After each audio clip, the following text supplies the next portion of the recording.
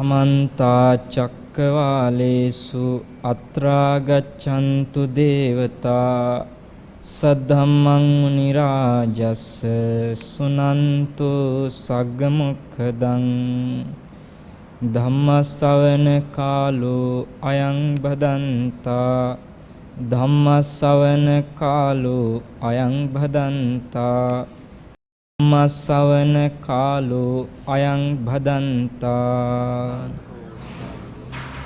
නමෝ තස්ස භගවතු අරහතෝ සම්මා සම්බුද්දස්ස නමෝ තස්ස භගවතු අරහතෝ සම්මා සම්බුද්දස්ස නමෝ තස්ස භගවතු අරහතෝ සම්මා සම්බුද්දස්ස නකෝ ආවුසෝ කාභූ චක්කුරූපානං සංයෝජනං නරූපා චක්කුස්ස සංයෝජනං යත්ත තත්ත තදුබයං පටිච්ච උප්පජ්ජති චන්දරාගෝ තං තත්ත සංයෝජනං තී.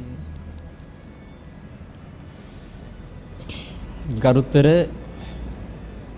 මහා සංඝරත්නයන් අවසරයි.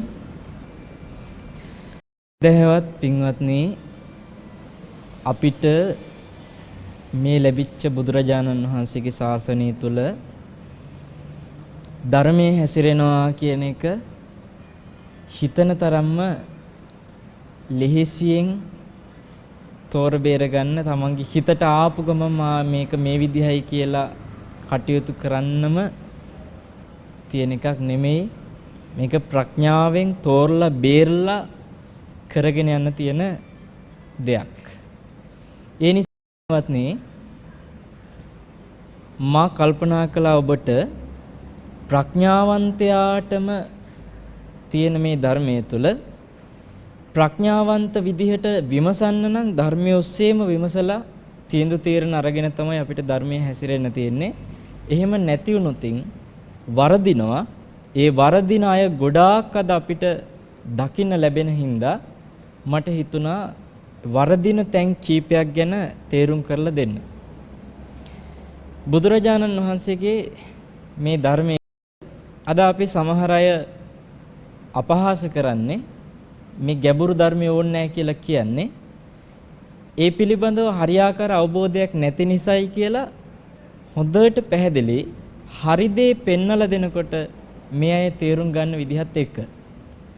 මොකද හේතුව අපි දැකලා තියෙනවා සමහර අය භාවනා කරන්න වගේ යම් දෙයකට නැඹුරු වෙනකොට ඒ අය ජීවිතේ බාහිරින් ලොකු වෙනසක් හදා ගන්නවා. ඒ වෙනස හදාගන්නේ මානසිකවම නෙමෙයි. සමහර ලාවට ඔන්න භාවනා කරන්න කියලා පටන් අරන් එයාගේ රත්තරන් බඩු ඔක්කොම ටික ගලවලා පැත්තක තියෙනවා. එතකොට එයා සමහරලාට සුදු අඳින්න පටන් ගන්නවා. ඒ වගේ දේවල් එක්ක සමහරලාට ළමයින්ගෙන් හැකිතාක් ඈත් වෙලා ළමයි අතහැරලා දානවා. ඊට පස්සේ සති ගණන් දවස් ගණන් භාවනා වැඩසටහන් වලට කියලා ගිහිල්ලා නැවතිලා තමන්ගේ ගෙදර තියෙන වගකීම් යුතුයකම් පැහැර හරිනවා.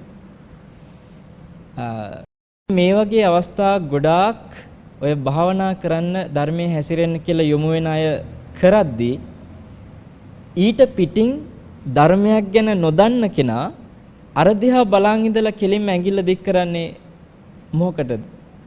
බුදුරජාණන් වහන්සේගේ ධර්මයටයි, ශාසනයටයි.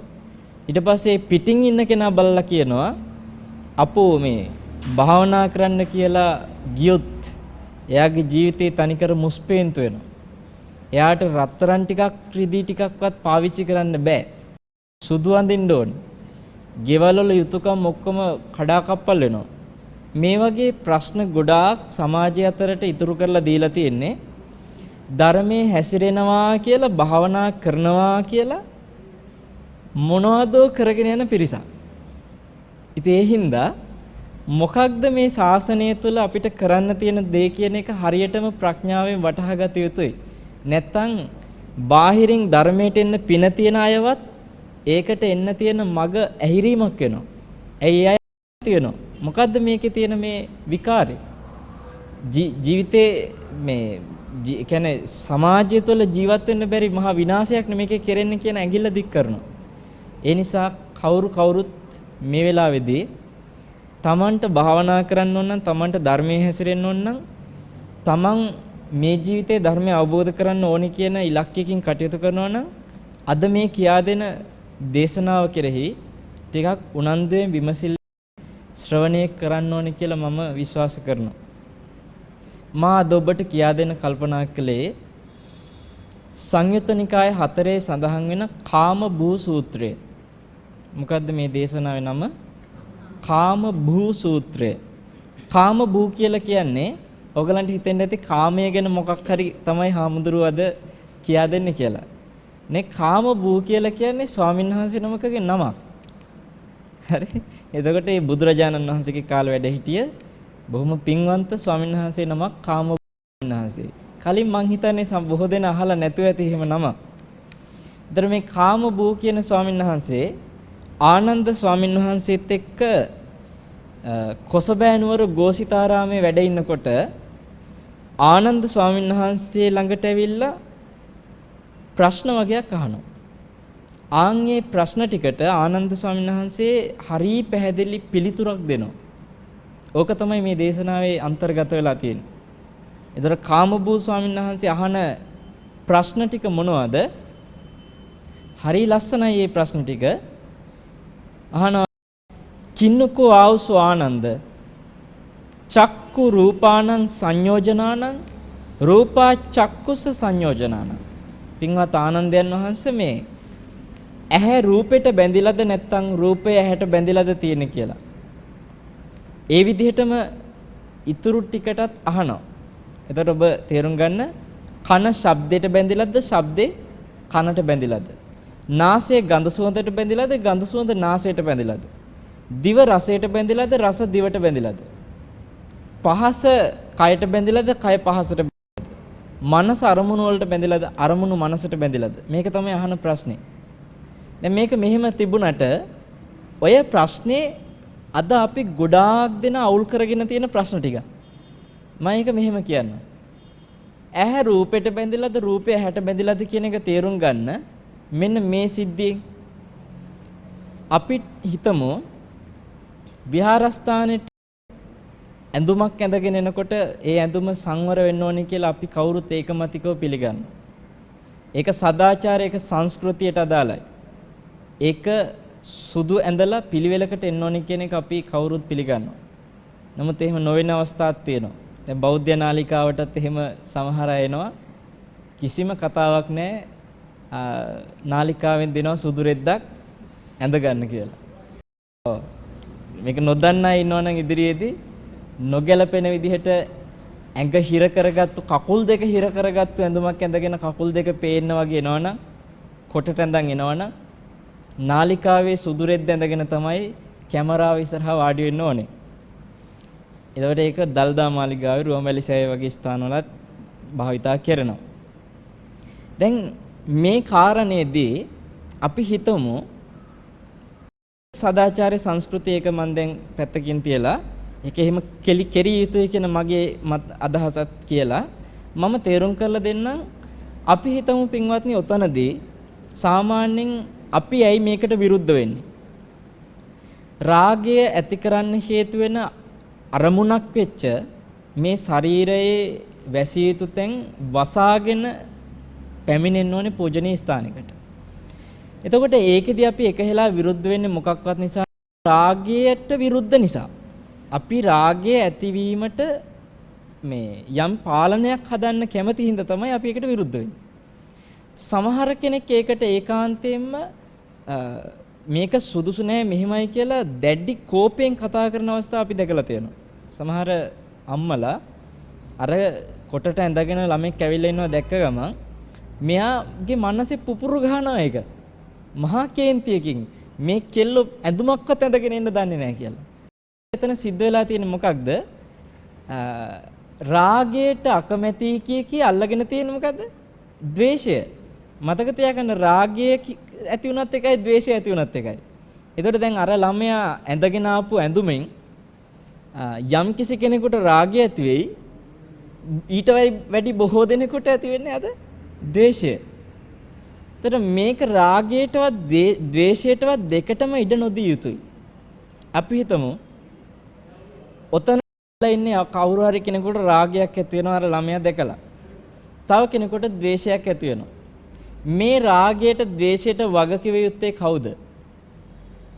පුළුවන් නම් ඔබෙන් අහන්නේ ප්‍රශ්නෙට උත්තරේ. මෙතන මේ පන්සලේ පාඩුවේ හිටිය අයට රාගයක් ඇති කරන්න හෝ ද්වේෂයක් ඇති කරන්න මූලිකත්වය ගත්තේ එතනට වග කිව යුත්තේ කවුද?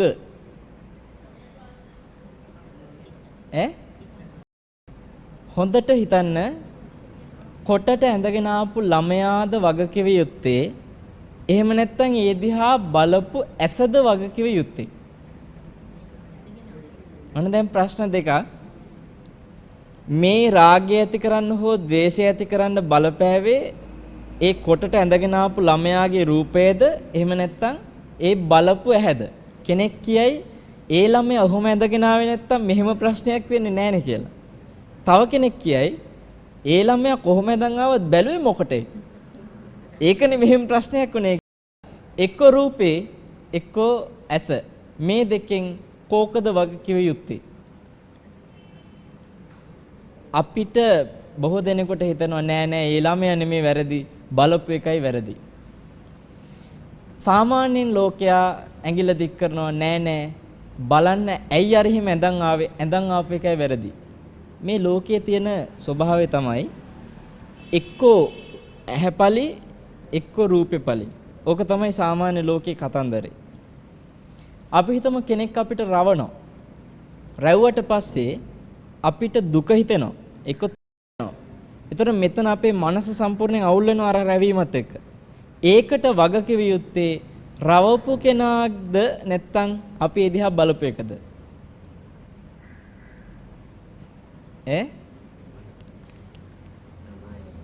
කෙනෙක්ට හිතේ ඒ මිනිහා රවපු එකයි ප්‍රශ්නේ මෙතන. රවන්න නැතුව හිටියනම් හරිනේ කියලා අපි හැම තිස්සෙම බාහිරට ඒ විදිහට ඇඟිල්ල දික් කරනවා. එහෙම නැත්නම් අපි ධර්මයේ හැසිරෙනවා කියලා හිතුවොත් ඊට පස්සේ අපි අපිටම ඇඟිල්ල දික් කරගනි. නෑ මම බැලුවේ මොකටද? මම බලන්නේ නැතුව හිටියනම් හරිනේ මේ මිනිහා කොච්චර රවරව හිටියත් කියලා තමන්ට ඇඟිල්ල දික් කරගනි. සාමාන්‍ය ලෝකයේ මුලාව නිසා එක්ක බාහිරට ඇඟිල්ල දික් කරනවා ඒ රවපු මිනිසයාට නැත්නම් තමන්ට තමන් ඇඟිල්ල දික් කරගන්නවා. මතක තියාගන්න මේ දෙකම මුලාවක්. ඒකයි මේකේ කතන්දරේ. මාදේක ඔබට තේරුම් කරලා දෙනවා. අපි හිතමු යම්කිසි තැනක අපිට ශබ්දයෙන් බාධාවක් වෙනවා. කවුරු හරි කෙනෙක් අපිට බයිනවා හොඳට. ඒ බයිනකොට එක්කෝ ඒ බැනපු කෙනා වග කියන්න ඕනේ අපේ මනස අවුල් වෙච්ච එකට. නැත්නම් අපි එකට කන් දුන්න එකට වග කියන්න ඕනේ කියලා අපිට හිතෙනවා. ඔය දෙකම වැරදි. අපි හිතමු මොකක් හරි අනවශ්‍ය කතාවක් කරනවා. ඔය කතාව අපිට ඇහුණා. ඇහුණාට පස්සේ අපේ මනසේ එක්ක බයක් ඇති වුණා. අපි හිතමු කෙනෙක් හොල්මන් කතාවක් කියක හිටියා. දෙන්නෙක් කතාවේ වීටිය හොල්මන් කතාවක්. ඕක ඇහිච්ච වෙලාවෙ ඉඳලා අපිට දැන් බය ඇති වෙනවා. එතකොට කෙනෙක් ඕකෙදි වග කියන්න පුළුවන්. ඇයි කතා කරේ කියලා එයාට ඒකට චෝදනා කරන්න පුළුවන් කතා කරපු අයට. ඒ ශබ්දයට. එහෙම නැත්නම් ඔයා මොකටද අහන්න ගියේ? එහෙම කියන්නේ නැද්ද අපි? චෝදනා කරන ඔයා අහන්න ගිය හින්දා නොතන ප්‍රශ්නේ උනේ කියලා කියනවා. එතකොට ඔය දෙකම නෙමෙයි මේ ශාසනයේ තියෙන ප්‍රශ්නේ. එක තමයි සාරිපුත්ත මේ ආනන්ද ස්වාමීන් වහන්සේ කාමභූ ස්වාමීන් වහන්සේට කියන්නේ නකෝ ආවසෝ කාමභූ චක්කු රූපානං සංයෝජනානං මේ ඇස රූපයට බැඳිලත් නැහැ. න රූපා චක්කුස සංයෝජනං රූපය ඇහැට බැඳිලත් නැහැ. ඒ දෙකම දෙන්නට දෙන්න වග කිව යුතු නැහැ කිව්වා. එතන ඇති වෙන ප්‍රශ්නෙට. දැන් මේ ප්‍රශ්නේ බරපතලයි බොහෝ දෙනාට සමහරවිට ධර්මයේ හැසිරෙන්න යනවා කියද්දී ඔබ බලන්න ඇයි රත්තරන් බඩු ටික ගලවලා පැත්තකට දාන්නේ? ඒක දකින්නකොට රත්තරන් හැදලියව පළඳින්නේ තමන්ගේ අලංකාරත්වය වැඩි කරගන්න. එතකොට ඔන්න ඔය අලංකාරයක් මට ඕනේ නැහැ කියලා අයින් කරන්නේ ඇයි? අලංකාරයේ දකින්නේ ඇසින්.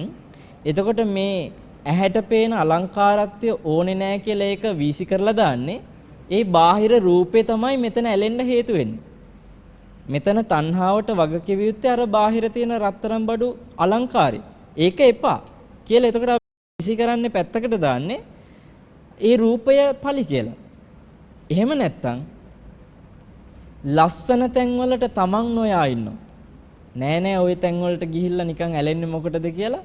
එතකොට තමාගේ කය වගකිවියුත්තා කරනවා. අපි දැන් මෙහෙම හිතමු. ධර්මයේ මේක හැබැයි සීලයේ ඇතැම් අංග හැටියට සමාදන් වුණාම ඒකේ සීලස්කන්ධයේ අංග හැටියට රකින්න ඕනේ. ඒකත් මතක තබා ගන්න. හිතමු මෙහෙම.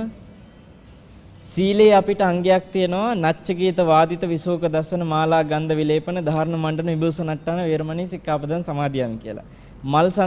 මල් ගඳ සුවඳ විලවුන් ආදී දරලා සරසලා මේවෙන් මේ අර එක එක සතුටු වීමෙන් වළකිනවා කියලා. ඒක සීලේ අංගයක්. සීලේ අංගය ආරක්ෂා කරනකොට සීලයක් හැටියට ඒක රකින්නවා.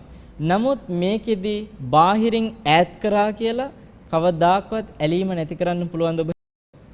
බාහිරින් ඒ දේ ඈත් කරා කියලා බෑ. අපි හිතමු ඔබට gedara ටිකක් භාවනා කරන්න පටන් ගත්ත කියලා gedara තියෙන පංචශීලය ආරක්ෂා කරගෙන මම කියන්නේ gedara තියෙන සෝෆා එකේ හොඳ පුටුවක වාඩි වෙන්නේ නැතුව එදා ඉඳලා බිම වාඩි වෙන්න ගත්තොත් බංකුවක විතරක් වාඩි වෙන්න ගත්තොත් එතකොට එයා හිතන්නේ මොකද්ද මෙතන මේ බාහිර තියෙන සැප පහසුකම් වලට ඇලෙනවා. ඒ ඇලෙන එකට වග කියන්න ඕනේ එක්ක මේ පහස ලබා දෙන පුටුව. අන්න බලන්න බාහිර පහසට ඇඟිල්ල දෙන්න. එහෙම නැත්තම් පුටුව තීච්ඡාවේ ප්‍රශ්නයක් නැහැ. මම වාඩි වෙන්නේ. ඒ කියන්නේ ඒ පහස ලබන කය තමයි වග කිව යුත්තේ.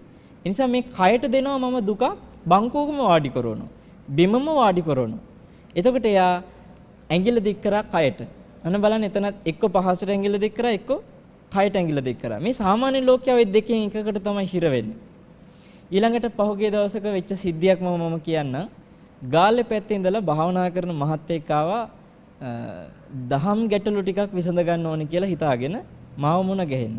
ඒ ඇවිල්ලා එදා එතුමා එන දානේ වළඳලා අවසන් වෙනකොටම වගේ ආවේ. ඉතින් බොහෝ දුර බැහැර ඉඳලා ආපු හින්දා මම අපේ කැපකරු මහත්තයාට කිව්වා එයාට කතා කරන්න කමන්නේ දැන් එන්න කියන්න කියලා. එතකොට දැන් මෙතන දානේ වළඳලා අවසන් වෙච්ච වාජන ටික අස් කරන්නත් කලින්ම අරයට ඇවිල්ලා වාඩි වෙන්න සැලැස්සුවා. එතුමා වාඩි වුණාම දැක්කා මම වළඳලා ඉතුරු වෙච්ච කැවිලි පළතුරු පිඟන් ටික. එතකොට මේ කැවිලි පළතුරු වළඳලා තියනවා දැක්කම අරයාගේ හිත ඇවිස්සුණා දැන් කේන්තියෙන්. මොකද හේතුව දැන් මෙයා ආපු සාකච්ඡාව පැත්තක තියලා මට කියනවා මම කාලයක් තිස්සේ භාවනා කරන්න මහන්සි ගත්තේ හොඳට මේ ඇලෙන්නේ නැතුව බාහිර දේවල් වලට. ඒ විදිහට උත්සාහ කරමින්. මම නම් ওই පළතුරු කැවිලි වළඳන්නේ නැහැ කිව්වා. මම දැන් වළඳපු කාලයක් මතක නැහැ කිව්වා. මම ඒ ඔක්කොම ජීවිතෙන් ඈත් කරලා තියෙන කිව්වා. මම ඒ මොකද කියලා. එතකොට කිව්වා ඕව කන්න ගියාට පස්සේ ඕවට ආසාව ඇති වෙනවා. එහෙනම් කන්නේ නැහැ පැත්තක දාලා තියෙන කිව්වා. එතකොට දැන් මෙයාගේ ප්‍රතිපත්තියත් එක්ක එයා මං කෙරෙහි දැන් පැහැදීමෙන් ඇවිල්ලා දැන් එයාට මගෙන් අහන්න තීච්ච මේ කාරණාත් මතක නැහැ. ඇයි අර අපහැදීමත් එක්ක එයා බලන්නේ නැති හාමුදුරුවන්ට වඩා මම උසස්නේ කියලා. ඇයි හාමුදුරුවෝ කැවිලි පළතුරු වළඳනවා මම ඒක කරන්නෙත් නැහැ. එතකොට බුදුරජාණන් වහන්සේ හම්බුණා නම් කෙනෙකුට බුදුරජාණන් වහන්සේ වළඳනවා දැක්කම උන්වහන්සේ කෙරෙහි හිත පහදිනවද නැද්ද? උන්වහන්සේ කෙරෙහි හිත පහදිනවා. එතකොට ඒ වගේ මේ බාහිර දේවල් අල්ලගෙන එතනදී යා කියන්නේ මොකද්ද? මේකට ඇලෙන එකට ආසාව ඇති වෙන එකට වග කියන්න ඕනේ කැවිලි පළතුරු. බාහිර රසේ එක්ක දිව කියලා හිතනවා. දැන් ඔයගේ සිද්ධියක් සිද්ධ වුණ බුද්ධ කාලේ එක ස්වාමීන් වහන්සේ නමක් හිටියා. උන්වහන්සේට හැම තිස්සෙම රාගය ඇති වෙනවා. රාගය ඇති වෙන එක පාලනය කරගන්න ස්වාමීන් වහන්සේ ධර්මයේ ඔස්සේ ක්‍රමයේ දැනන් හිටියේ නැහැ. නිසා උන්වහන්සේට හිතුණා මේ රාගය ඇති වෙන එකට වග කිව යුත්තේ මේ ශරීරයේ තියෙන කොටසක්. උන්වහන්සේ මොකද කරේ? ඒ කොටස කැපුවා. එතකොට බුදුරජාණන් වහන්සේ ඒ භික්ෂුවට කිව්වා මේ මෝග පුරුෂයා හිස් පුරුෂයා කියලා කිව්වා. මේ හිස් පුරුෂයා කපන්න ඕන එක නෙමෙයි කෝ කැපුවේ. මොකද ඒ කය පලිත් නැහැ බාහිර දෙයක් පලිත් නැහැ. එක්ක යමක් දැකලා නම් රාගය ඇති උනේ දැක්ක දේ පලිත් නැහැ. ඒකට හේතු වෙන ඇහැ හෝ කය ආදී පලිත් නැහැ. මේ වෙන කතාවක් තියෙනවා මෙතන මේ හැම දෙයකටම වග කිව යුතු. අන්නේ දේ කපන්න ඕනේ. අපි ඒ දේ කපන්න නැතුව මේ බාහිර දේවල් කපන්න හෝ අභ්‍යන්තරයේ දේ අයින් කරන්න හෝ කපන්න හදුවට කවදාකවත් ඒක කරන්න බෑ. දැන් බලන්න නිගණ්ඨනාථ පුත්ත කලේ මොකද්ද? නිගණ්ඨනාථ පුත්ත කිව්වා ඇඟේ නූල් පොටක් හරි තියාගත්තොත් ඒකටත් තණ්හාව තියෙනවා. ඒ නිසා නූල් පොටක්වත් ඇඟේ තියාගන්න එපා හෙළුවෙම හිටපල්ලා කිව්වා. ඒතකොට නිගණ්ඨනාථ පුත්තගේ නාගමේ ශ්‍රාවකයෝ අදට නිර්වස්ත්‍රව ඉන්නවා ඉන්දියාවේ. මොකද්ද හේතුව? ඒගොල්ලන්ට ඕනේ තණ්හාව නැති කරලා මේ දුකෙන් මිදෙන්න. එතකොට ඒගොල්ලෝ මග හැටියට හිතන්නේ මොකද්ද? තණ්හාව ඇති වෙන්න හේතු වෙන මේ බාහිර දේවල් ටික ඈත් කරලා දාන්න ඕනේ. ඉතින් ඔය ජෛනාගමේ නිගණ්ඨනාථ පුත්තගේ ශ්‍රාවකයෝ තමයි අද මේ බෞද්ධයෝ කියලා ගොඩාක් ඉන්නේ. ධර්මයේ හැසිරෙනවා කියලා ගොඩාක් අය කරන්නේ අර ජෛනාගමේ මතිමතාන්තර කරපින්නගෙන යෑම. ඒ නිසා තමයි සමහර අම්මලා දැන් ඊයේ දවසේ මට ආරංචි වුණා එක අම්මා කෙනෙක් ළමයින්ගෙන් ඈත් වෙලා ෆෝන් එකවත් ආන්සර් කරන්නේ නැතුව කොහෙදෝ ගිහිල්ලාලු. මොකද හේතුව ළමයි ගැන ආදරය ඇති වෙනවා කියලා බැඳීම ඇති වෙනවා කියලා මේ තණ්හාවෙන් නිදහස් වෙන්න ඕනේ කියලා ළමයින්ව ඈත් කරලා දාලා.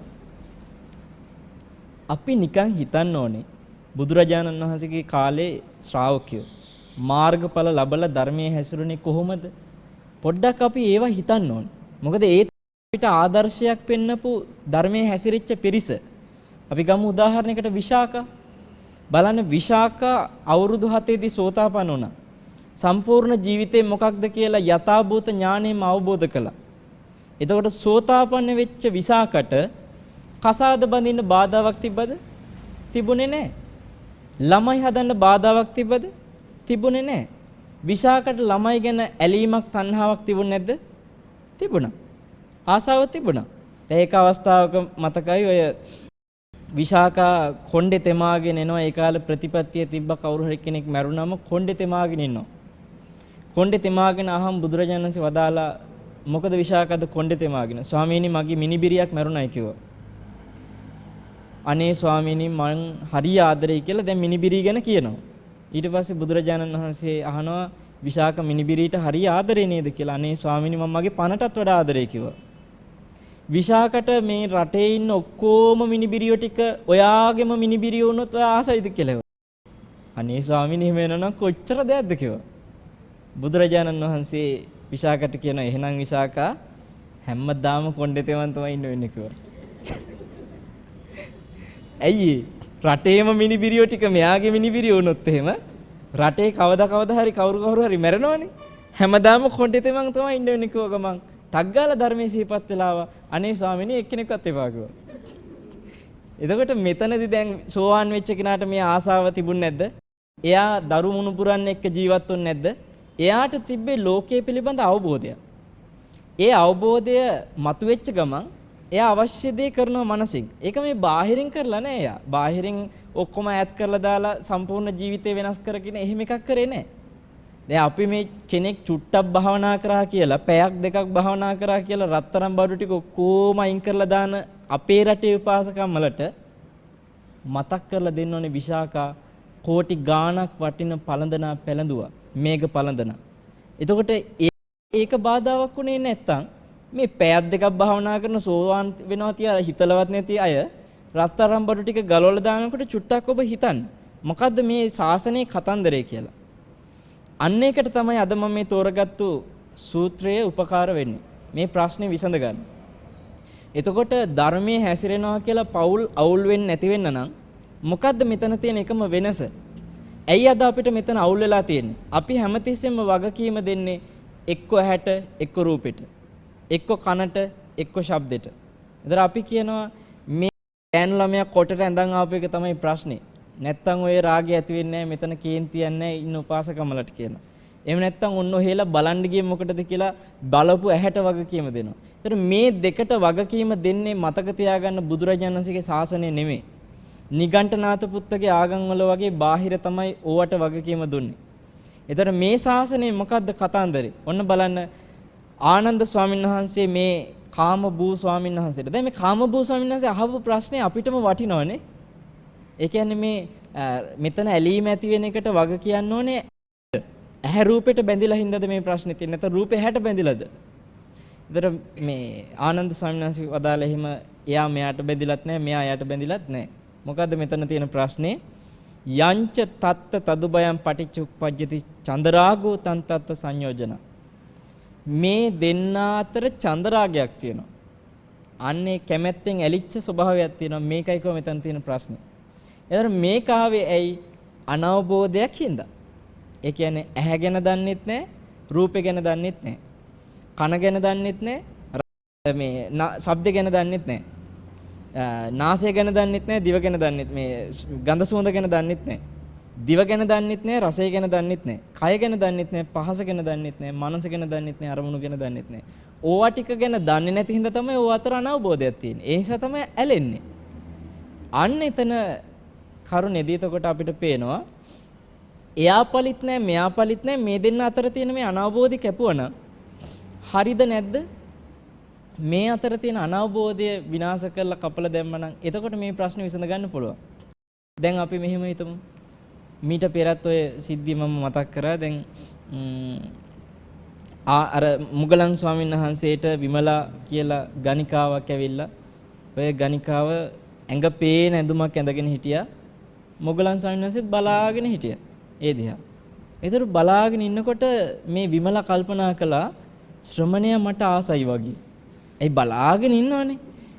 ඊට පස්සේ විමලා කියනවා ස්වාමීනි ඔබ වහන්සේ මට කැමතියි නේද කියලා. නංගි මම නංගි දිහා දැක්ක විදිහට නංගි මාව දැක්කනම් නංගි මෙතනින් දුවයි කිව්වා. හරි? ඒතර මෙතන උනේ මොකද්ද? එයා ඇඟ විනිවිද පේන ඇඳුමක් ඇඳගෙන ආවම දැන් ඇඟ පේනවා.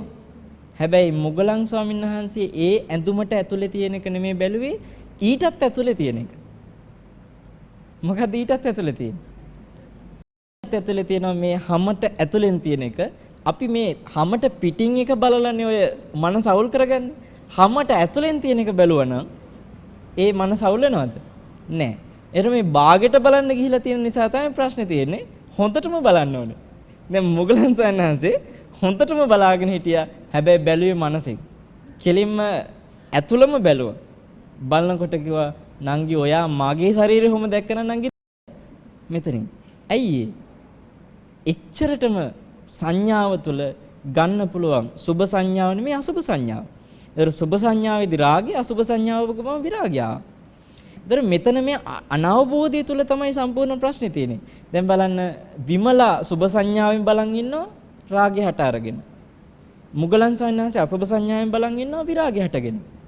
එතකොට මෙතන විමලාගේ ඇහැට මුගලන් ස්වාමීන් වහන්සේගේ රූපය බැඳිලා. හැබැයි මුගලන් ස්වාමීන් වහන්සේගේ ඇහැයි විමලාගේ රූපේ බැඳිලාද? නෑ, වෙන් වෙලා. එහෙනම් මේ දෙක වෙන් කරන්න පුළුවන් කියන එකයි මේකේ කතන්දරේ. මේ වෙන් කරන්න බැරි නම් සාරිපුත්ත ස්වාමීන් වහන්සේ දවසක් කොට්ටිත මහරහතන් වහන්සේට කියනවා ඒ දේශනාව මෙන්න මෙහෙම කියනවා ඔන්න බලන්න. යම් කිසි විදිහකින් චක්කුං වා ආවසෝ රූපානං සංයෝජනං අභවිස්ස මේ ඇස රූපෙට බැඳිලා නම් ඊට පස්සේ රූපා වා චක්කුස සංයෝජනං අභවිස්ස රූපේ ඇහැටත් බැඳිලා නම් මේ දෙන්න අතර මේ බැඳීමක් තියෙනවා නම් එහෙම වුණා නම් න ඉදම් බ්‍රහ්මචර්ය වාසෝ පඤ්ඤායේත සම්මා දුක්ඛක්ඛයය මේ ශාසනයේ නිවන් දකින්නවා කියලා දුකින් මිදෙනවා කියලා එකක් කරන්න බෑ. ඇයි මේ දෙක අතර බැඳිලානේ? එතකොට මෙයා මෙයාට බැඳිලා මෙයා මෙයාට බැඳිලා නම් ඒකාන්තයෙන්ම මේ කිරීමක් කරන්න බෑ. පැහැදිලිව අරයා මෙයාට වග කියන්න ඕනෙත් නෑ මෙයා අරයට වග කියන්න ඕනෙත් නෑ. දෙන්න අතර වෙනත් කතන්දරයක් තියෙනවා. අන්නේ කතන්දරේ නැති කරන්න පුළුවන් නිසා තමයි නිවන් මගක් කියලා එකක් තියෙන්නේ. මේ ශාසනයේ වෙනස ඒකයි. එතකොට පින්වත්නි බුදුරජාණන් වහන්සේත් හොඳ ලස්සන රූප දැක්කද නැද්ද ඇහින්? දැක්කා. මේ බලන්න සංවිජ්ජතිකෝ ආවසෝ භගවතෝ චක්කුපස්සති භගවා චක්කුණා රූපං. භාග්‍යතුන් වහන්සේත් දැක්කා. එතකොට උන්වහන්සේ කොච්චර ඇහින් රූප දැක්කත් චන්දරාගෝ භගවතෝ නැත්ති. භාග්‍යතුන් වහන්සේට චන්දරාගේ නැහැ. ඒ නිසා ඒ රූපේ ඇහි එකතු වුණේ නැහැ. මෙතන එකතු කරන්න මැද්දෙන් තමයි වෙන කෙනෙක් පනින්නේ. අන්න එයාගෙන තමයි දැන් අපි වග කියන්න ඕනේ, බලා ගන්න ඕනේ. එතකොට භාග්‍යතුන් වහන්සේ කොච්චර ගෑනු ළමයි දැක්කත්, රහතන් වහන්සේට කොච්චර ගෑනු ළමයි දකින්න ලැබුණත්, ඒ දෙක එකතු වෙන්නේ නැත්තේ ඇයි? නෙළුම් කොළයට දිය බිඳුවක් වටනකොට ඒ නෙළුම් කොළේ දිය බිඳුවයි අතර එකතු වීමක් නැහැ වගේ මේ ඇහැ පලිත් නැහැ, රූපේ පලිත් නැහැ. ඒ එකතු කරන්න එන ආලේපය. අන්නේ එකතු කරන දේ තමයි මෙතන ශාසනය අපි නැති කරන්න මහන්සි ගන්න. ඒ තමයි මේ තණ්හාව. ඒතර තණ්හාව නැති කරන්න බෑ පින්වත්නි. එකපාරට නිකන් මං අදින් පස්සේ ඇලෙන්නේ නැහැ කියලා එහෙම නැති කරන්න බෑ. හොඳට මතක තියාගන්න. ඕගොල්ලන්ගේ තියෙන රත්තරන් බඩු ටික ඕගොල්ලෝ මං මේක පාවිච්චි කරන්නේ නැහැ කියලා, මං ඔයාට ඇලෙන්නේ නැහැ කියලා රත්තරන් බඩු ටික අතහැරියා කියලා ඒ කෙරෙහි තියෙන තණ්හාව නැති වෙනවද? එහෙම තණ්හාව නැති වෙන්නේ නැහැ. තණ්හාව හොඳට තියෙනවා. එතකොට මේක නැති කරන්න නම් තණ්හාව නැති කරන්න නිකම් තණ්හාවට මහන්සි ගන්න එපා නැති කරන්න. තණ්හාව හට ගන්න හේතුවක් තියෙනවා. අන්න ඒක නැති කරන්න ඕනේ. මොකද්ද? දැන් ඔබ බලන්න පටිච්ච සමුප්පාදේ අවිජ්ජාපච්චය සංඛාරා සංඛාරපච්චය විඥානං ආදී එනකොට වේදනාපච්චය තණ්හා කියලා මැදට එද්දි තියෙනවනේ. එතකොට මේ වේදනා අවිද්‍යාවේ සිට වේදනාව දක්වා අපි කියමු එක කොටසක්. ඊට පස්සේ එතනින් එහාට තණ්හාපච්චය උපාදානං ආදී ඉතුරු ටික තියෙනවා. තව කොටසක් කියමු. එතකොට දැන් ඔන්න එක පැත්තකින් අවිද්‍යාව මුල වුණා, ඉතුරු කොටසේ තණ්හාව මුල වුණා. මේ දෙන්නා කෘත්‍ය දෙකක් කරන්නේ. ඒක හොඳට මතක තියාගන්න. බුදුරජාණන් වහන්සේ ඒකට ලස්සනට පෙන්නනවා අවිජ්ජා නීවරණානං තණ්හා සංයෝජනානං. ඔබ අහලා ඇති. අවිද්‍යාවෙන් වැහිලා තමයි ඊටු ටික ඔක්කොම ආවේ.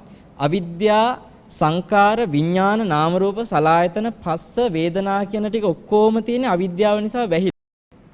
එතනින් එහාට තියෙන තණ්හා උපාදාන භව ජාති දුක්ඛ කියන සියල්ල තියෙන්නේ තණ්හාවත් එක්ක බැඳිලා. ඒතර මේ කෘත්‍ය දෙකක්. ඒතර මේ අවිද්‍යාවෙන් වැහිලා තණ්හාවෙන් බැඳිලා තියෙන මේ කටයුත්තේදී අපි හිතන්නේ මේ තණ්හාව ප්‍රශ්නේ කියලා තණ්හාවට පහර දෙන්න හදනවා. එපා එපා ඇලෙන්න එපා. ඕවා අයින් කරන්න, මේවා අයින් කරන්න. ඔය දිහා බලන්න නැතු වෙන්න, මේක අහන්න නැතු වෙන්න කියලා අර බාහිර ටිකට එකපාරටම පහර දෙන්න හදනවා. අවබෝධය හදාගන්න නැතුව. අන්න එතන තියෙන පැහැදිලි ප්‍රශ්නයක්. තණ්හාවට පහර දෙන්න කලින් ඉස්සලා පහර දෙන්නකෝ අවිද්‍යාවට. අනවබෝධයට. අවිද්‍යාව නැති කරන, අවබෝධය ඇති කරන දේ කරා නම් නිකම්ම තණ්හාව නැති වෙනවද නැද්ද? නිකම්ම තණ්හාව නැති වෙනවා. මේ දෙන්නට බුදුරජාණන් වහන්සේ නම් දෙකක් කියනවා.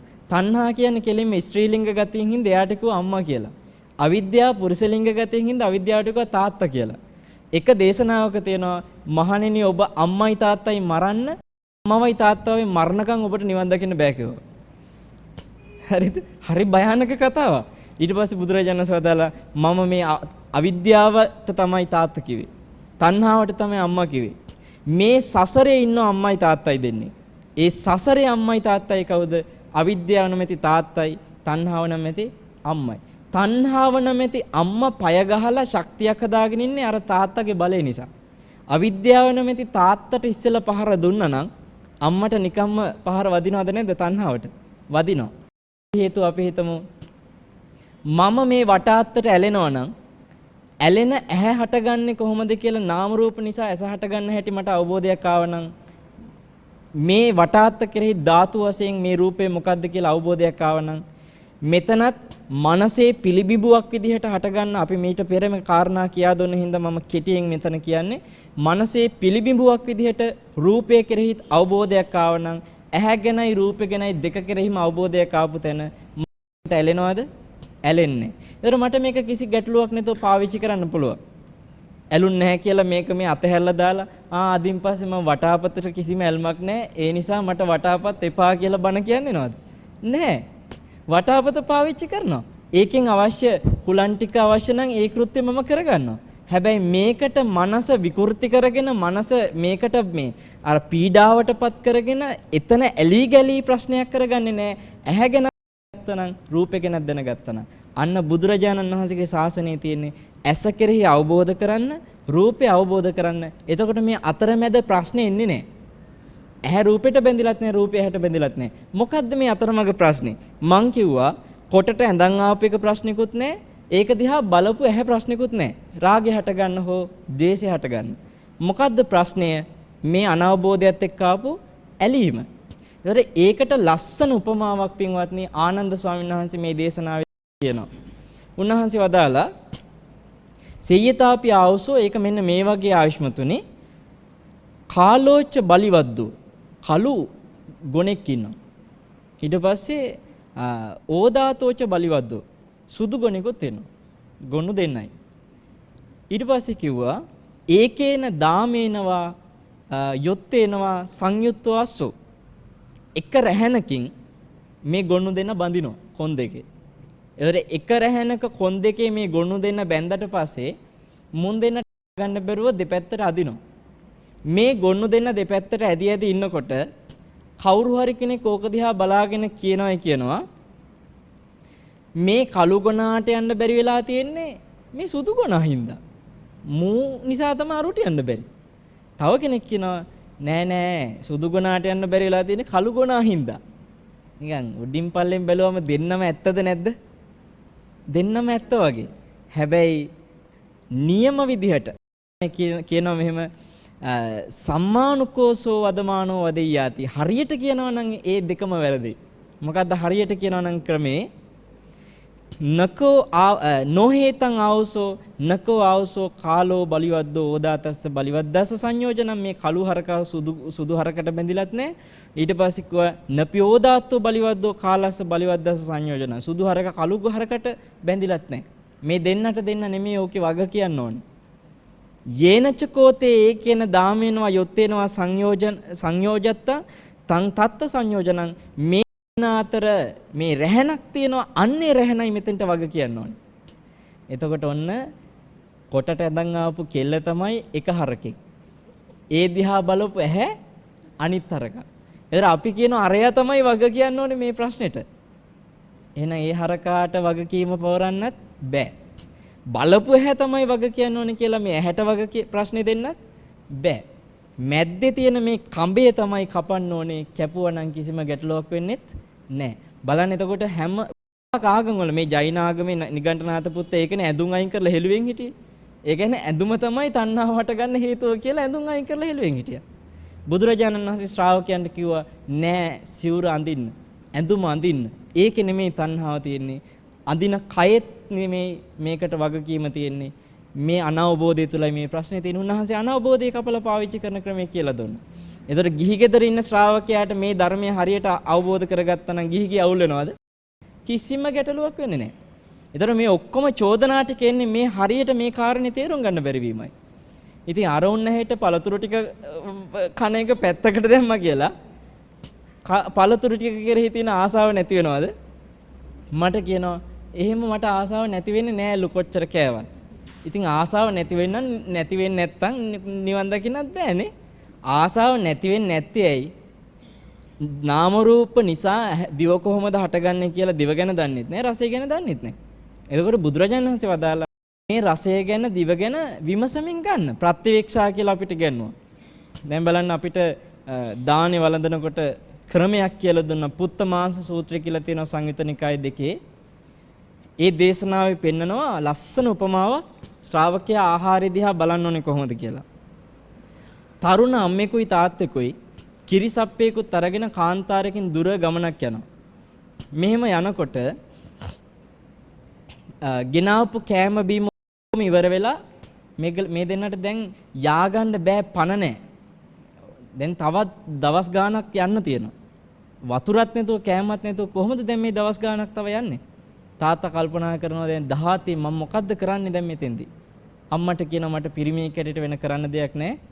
මාව මරලා මගේ මස් ටිකක්වත් කාලා ඔය දෙන්න මේකෙන් එගොඩට යන්න කිව්වා. කාන්තාරෙන් කොහොම හරි එතර වෙන්න කිව්වා. අම්මා කියනවා ඔයා මරලා ගැහණියක් හැටියට කොහොමද මේ කාන්තාරේ තනියෙන් යන්නේ? මේ තුන් දෙනාම මැරෙනට වඩා හොඳයි අපි එක්කෙනෙක් මැරෙන එක. ඔයා මාව මරලා මගේ මස් ටිකක් කාලා මේ ළමයාත් තරම් කොහොම හරි එතරට යන්න කිව්වා. ඊට පස්සේ අම්මා තාත්තා කියනවා ඔයාව මරලා ඊට පස්සේ ළමයාට කිරි දෙන්නේ මන්ද?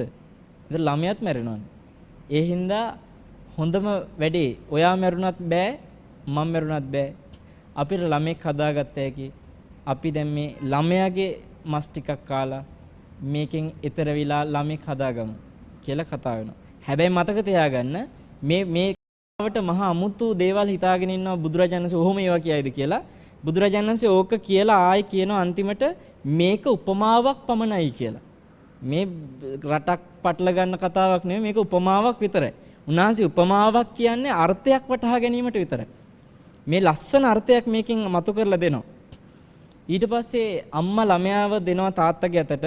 අනේ මගේ ළමයා මට නම් බෑ මරන්න, ඔයා මරන්න කියලා දෙනවා.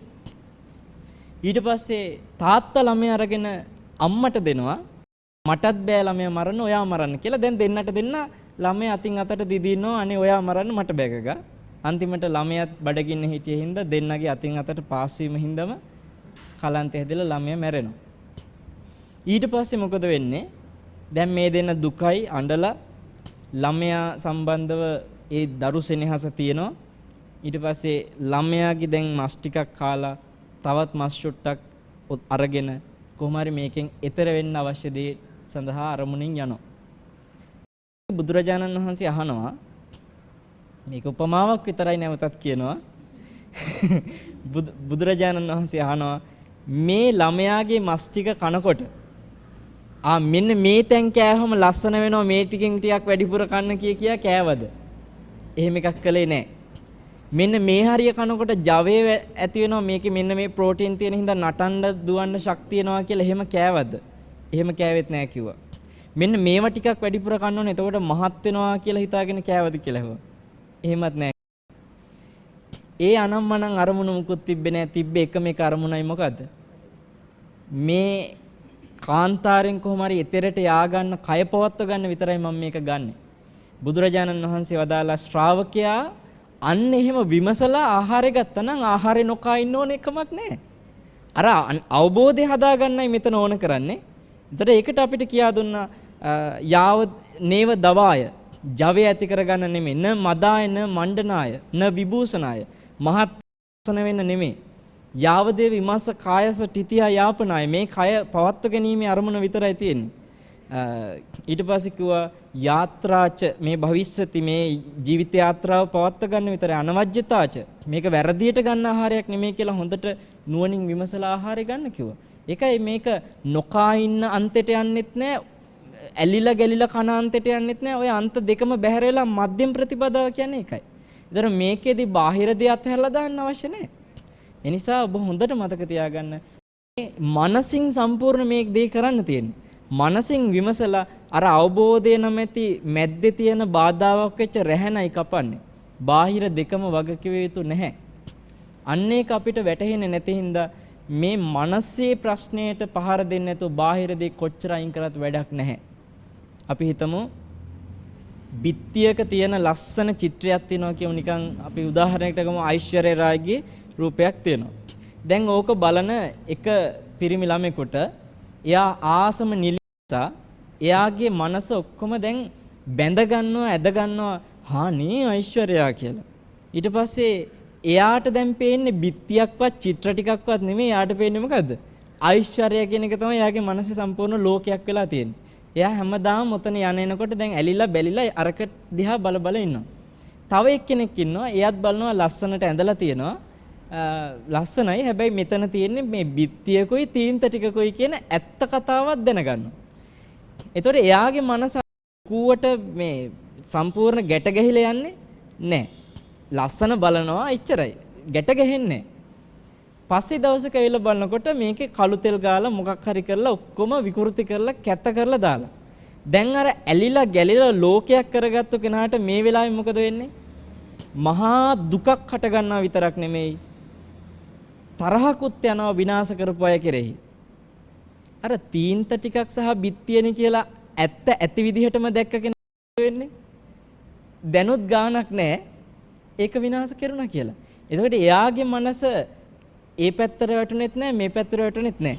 එයාගේ මනස ගානට යථාර්ථය වටහා ගැනීම නැමැති දරණුවෙන් දරණුවක් උඩ තිබ්බ කලයක් හෙල්ලෙන්නේ නැතුව තියනවා වගේ එහෙට පෙරලෙන්න ගියෙත් නැහැ ඇලෙන්න පෙරළුනෙත් නැහැ ගැටෙන්න පෙරළුනෙත් නැහැ ලස්සන බලලස් ඔහේ පාඩුවේ සැහැල්ලුවෙන් සතුටින් හිටියා. ලොකු ලෝකයක්. එයා රූපෙ දිහා බැලුවා. රූපෙ දිහා බැලුවා කියලා එයාට මහා ප්‍රශ්නයක් උනේ නැහැ. ඇහැ ප්‍රශ්නයක් උනේත් නැහැ. එයාගේ රූපේ ප්‍රශ්නයක් උනේත් නැහැ. හැබැයි අනිත් කෙනාට ඇහත් රූපෙත් කියන දෙක කෙරෙහිම අවබෝධ නැතුව එයා ඓශ්වර්ය රායි කියලා මහා ලෝකයක් හදාගත්තු හින්දා මෙයා දැන් එකපාරක් ඇලි ඇලි පීඩා විඳ හිටියා. දැන් තරහෙන් දුකෙන් ගැටි ගැටි පීඩා විඳ ඉන්නවා. ඒතර මේ වෙනස හැදුනේ රූපේ හෝ ඇසේද කල්පනා කරපු මානසිකාරයේ දේද? මානසිකාරය තමයි ප්‍රශ්න වෙන්නේ. ඒ නිසා බුදුරජාණන් වහන්සේ වදාලා රූපේ දිහා බලන්න නැතුව ඉන්න නෙමෙයි ඕනේ. බලන්න අයෝනිසෝ මනසිකාරයෙන් නෙමෙයි යෝනිසෝ මනසිකාරයෙන්. කල්පනා කරන ක්‍රමේ මාරු කරනවා. ශබ්දය අහන්න නැතුව ඉන්න නෙමෙයි. ඒකෙදි ඇහෙන ශබ්දයට ගැටෙන්න එපා. දැන් අපි සමහරලාට දැකලා තියෙනවා සමහර හාමුදුරුවෝ බස් වල යනකොට මේ බස් එකේ රියදුරට කෑ ගහලා බයින ඔය රේඩියෝ ඕෆ් කරනවා කියලා කෑ ගහනවා. ඒතර මේ හිතන් ඉන්නේ අර ශබ්දයට මම ඇලෙන්නේ නැහැ කියලා මේ ලෝකෙට බලපෑම් කරනවානේ. එහෙම කළ යුතු නෑ. යෝනිසෝ මනසිකාරය තුළ ඉන්න ශබ්දේ ප්‍රශ්නිකුත් නැහැ, කන ප්‍රශ්නිකුත් නැහැ. හැබැයි එහෙමයි කියලා තමන් ආරාමයට ගිහිල්ලා සින්දු අහන එක වැරදි. ඒක සීලයට ප්‍රශ්නයක්. මේක හොඳට මං එකයි කියන්නේ ප්‍රඥාවෙන්මයි වටහා ගන්න ඕනේ. පඤ්ඤාවන්තස් ආයන්දමු නායන්දමු දුප්පඤ්ඤස. දුෂ්ප්‍රඥාට මේ ධර්මයේ තේරුම් ගන්න අමාරුයි. දුෂ්ප්‍රඥා මේකේ අර්ථය නෙමෙයි ඊට පස්සේ පැටලි යනවා වෙන වෙන එක තමන්ට හිතු මත ඔස්සේ. ඒකයි පළතුරුපි ගන්න ඈත් කරන්නේ. අපිට පින්වත්නි බුදුරජාණන් වහන්සේගේ මේ ධර්මයේ හරියටම වටහාගෙන අවබෝධ කරන තැනට එන්න නම් අපි ඇස, කන, නාසය, දිවකය, මනස කොහොමද හටගන්නේ කියන එක හොයන්න ඕනේ. නාම රූප නිසා කොහොමද මේක හටගන්නේ කියලා. මොනවද මේ රූප, ශබ්ද, ගන්ධ, රස, පහස, අරමුණු කියන බාහිරින් මේවට ලැබෙන දේ කියන එකේ යථාර්ථය විමසන්න ඕනේ. එතකොට අපිට මේ ලෝකේ බොහෝම සැහැල්ලුවෙන්, බොහෝම සතුටින් යෝනිසෝ මනසිකාරයෙන් ජීවත් වෙන්න පුළුවන්. කිසිම ලෝකයක් එක්ක කාරණාවක් ලෝකේ නැහැ. අපි අභ්‍යන්තරයේ මනසෙන් තමයි මේ ඔක්කොම අවුල් ටික හදාගන්නේ. මේ අභ්‍යන්තරයේ රැහැන කපනවා මිසක් ගොනු දෙන්නට නම් කරදර කරන්න එපා. ඔබ හැම දිනාටම ආශිර්වාද කරනවා බුදුරජාණන් වහන්සේගේ ධර්මයේ निराවුල්ව වටහාගෙන निराවුල්ව අවබෝධ කරන තැනට එන්න. නැත්තම් මේ අහිංසක මිනිසු ධර්මයට අපහාස කරලා ශාසනයට විකෘති අදහස් දාලා ශාසනය කෙරෙහි තමයි අපහදින්නේ. අයියෝ භාවනා කරන්න ගියාම පළතුරු ටිකක්වත් කන්න බෑනේ කියලා ඊට පස්සේ මේ භාවනා නොකරන කෙනා බය වෙනවා භාවනා කරන්න. භාවනා කරන්න ගියාම රත්තරන් බක්වත් පාවිච්චි කරන්න බෑනේ කියලා බාහිර අය බය කරනවා. ඒ නිසා මේ අහිංසක බාහිර මිනිස්සු බය කරන්න එපා. ඔබ හරියට මේ ධර්මයේ වටහාගෙන අවබෝධ කරන තැනට එන්න කියලා කරුණාවෙන් ආශිර්වාද කරනවා. ඔබ හැම දිනාටම මේ කාම භූ සූත්‍රය ජීවිතාවබෝධයේ පිණසම හේතු වේවා. හැම දිනාටම තෙරුවන් සරණයි.